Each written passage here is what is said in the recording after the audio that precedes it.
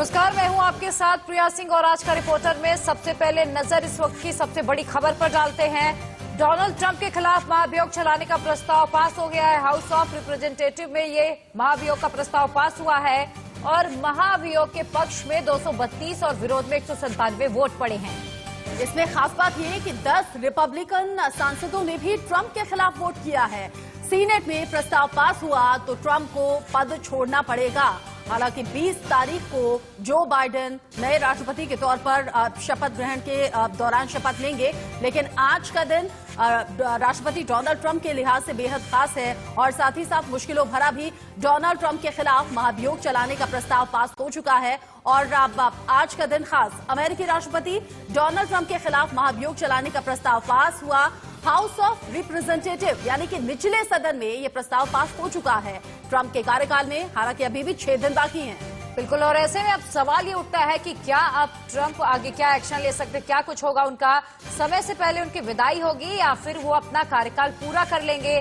साथ ही ट्रंप अमेरिकी इतिहास के पहले ऐसे राष्ट्रपति भी बन गए हैं जिन्हें दूसरी बार महाभियोग का सामना करना पड़ रहा है। ऐसे में ट्रंप पर हिंसा भड़काने के भी गंभीर आरोप लगे हैं। अमेरिका में जिस तरीके की हिंसा पिछले दिनों हुई उसको लेकर लगातार राष्ट्रपति डोनाल्ड ट्रंप पर सवाल उठ रहे हैं, आरोप लग रहे हैं और तमाम वो वीडियोस भी सामने आए थे कि कैसे अमेरिका में हिंसा की गई, शांति भंग की गई। और अब जब वो वीडियो सामने आए हैं, अब जब लगातार आरोप लग रहे हैं तो डोनाल्ड ट्रंप की मुश्किलें बढ़ती हुई। और इसी खबर पर ज्यादा बातचीत के लिए न्यूज रूम से मेरे सहयोगी अमित सिंह जुड़ गए हैं मेरे साथ।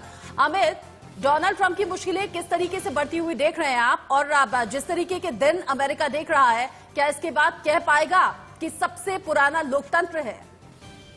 मॉर्निंग रचना, देखिए 2 बातें हैं सबसे अहम। एक, आपकी इमेज खराब हो जाना, दूसरा आपके ऊपर आरोप लगना।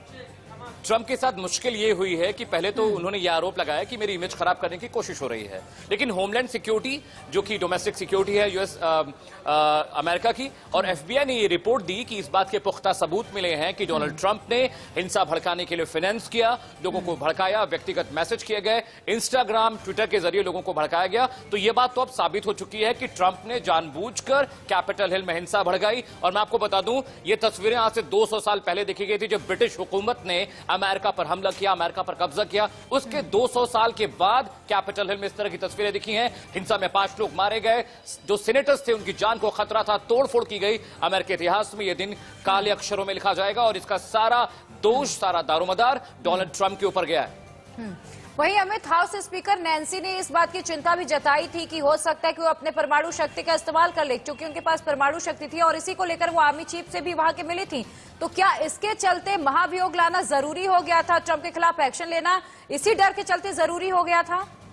प्रिया, एक बात मैं आपको बताऊं, जब राजनीति में एक बहुत खराब और अच्छी चीज ये भी है कि जब सरकारें जाती हैं और आने वाली सरकारें आरोप प्रत्यारोप का दौर लगाती है, ट्रंप के पास अब कोई ट्रंप कार्ड नहीं बचा। उन्होंने बहुत कोशिश की, वो सुप्रीम कोर्ट में गए, उन्होंने कहा कि चुनावों के दौरान धांधली हुई है, ये बात खारिज कर दी गई।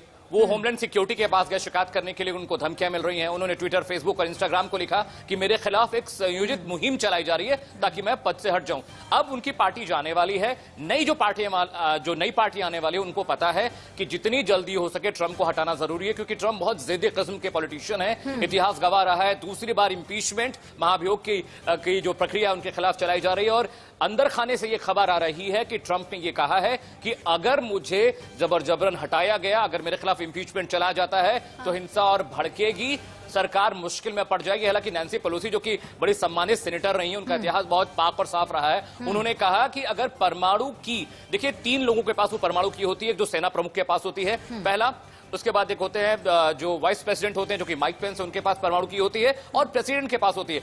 जब तक ये तीनों लोग सेम समय पे सेम वक्त में की को ट्रिगर नहीं करेंगे, परमाणु हमले नहीं हो सकते। तो ये कहना कि परमाणु की ट्रंप के पास है तो कोई खतरा है, न राजनीतिक रूप से ये सही है न प्रैक्टिकल रूप से सही है। अगर परमाणु हमला करना है तो तीनों सेनाओं के प्रमुखों को और राष्ट्रपति उपराष्ट्रपति को एक साथ की को ट्रिगर करना पड़ता है। तो ये एक राजनीतिक आरोप है और ऐसा होता रहता है जब नई सरकार आती है और पुरानी जाती है। तो इस तरह के खेल बहुत होते हैं, भारत में भी होते हैं, यूरोप में भी भी होते हैं, अमेरिका में भी होते हैं। अब जिस तरीके की तस्वीरें अमेरिका से सामने आई थी अमित पिछले दिनों, अब चर्चा का विषय रहा, सोशल मीडिया पर छाई रही, पूरी दुनिया ने उन तस्वीरों की निंदा की थी और जब घुमा फिराकर आरोप डोनाल्ड ट्रंप पर दिखे, और वो तस्वीरें हम भूल नहीं सकते जब व्हाइट हाउस में डोनाल्ड ट्रंप अपने बाकी साथियों के साथ, समर्थकों के साथ उन तस्वीरों को शांति से देख रहे थे और कैसे बाकी लोग हंस रहे थे, डांस कर रहे थे, मुस्कुरा रहे थे। वो तस्वीरें कभी जहन से निकलेंगी नहीं। लेकिन जिस तरह की स्थिति फिलहाल आज बनी हुई है, 10 रिपब्लिकन सांसद भी महाभियोग में अपना वोट दे रहे हैं। ऐसे में मुझे जरा बताइएगा, दर्शक भी जानना चाहेंगे क्योंकि चर्चा इतनी ज्यादा है, जब दो बार एक राष्ट्रपति के खिलाफ महाभियोग लाया जाए तो किस तरह की स्थिति होती है, और अमेरिका के इतिहास में ऐसा पहले कभी हुआ है क्या कि महाभियोग लाकर किसी राष्ट्रपति को हटा दिया गया हो? देखिए रचना, डोनाल्ड ट्रंप से पहले 2 राष्ट्रपति थे जिनके खिलाफ इम्पीचमेंट प्रक्रिया शुरू की थी, एंड्रू जॉनसन 68 में, और उसके बाद 1998 में बिल क्लिंटन के खिलाफ इम्पीचमेंट की प्रक्रिया लगी थी।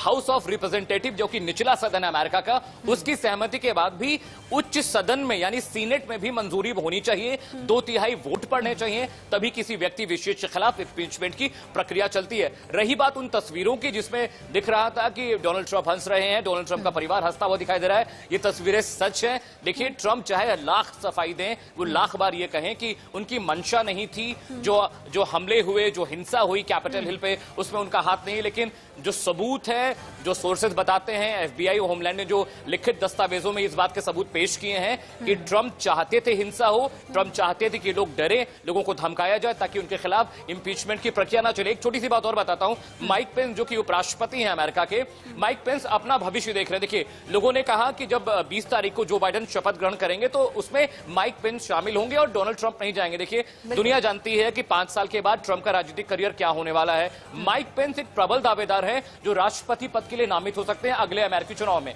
राष्ट्रपति चुनाव में। तो वो चाहते हैं कि मेरे संबंध ट्रंप से ना खराब हो, क्योंकि अगर वो ट्रंप के खिलाफ बोलते हैं तो रिपब्लिकन पार्टी के अंदर ट्रंप की एक बहुत बड़ी मेजोरिटी है, और माइक पेंस जानते हैं कि अगर वो ट्रंप के खिलाफ बोल देते हैं तो उनका राजनीतिक करियर खराब होना तय है। इसलिए वो सेफ गेम खेल रहे हैं, वो ट्रंप के खिलाफ भी नहीं बोल रहे हैं और रिपब्लिकन पार्टी में जाके ये भी कहते हैं कि खबर है जिस पर आज दुनिया भर की निगाहें टिकी हुई हैं। नजर आप बना के रखिएगा, इस बड़ी खबर से जुड़ा जो भी अपडेट आएगा अपने दर्शकों तक हम पहुंचाएंगे। फिलहाल शुक्रिया इस अपडेट को हम तक पहुंचाने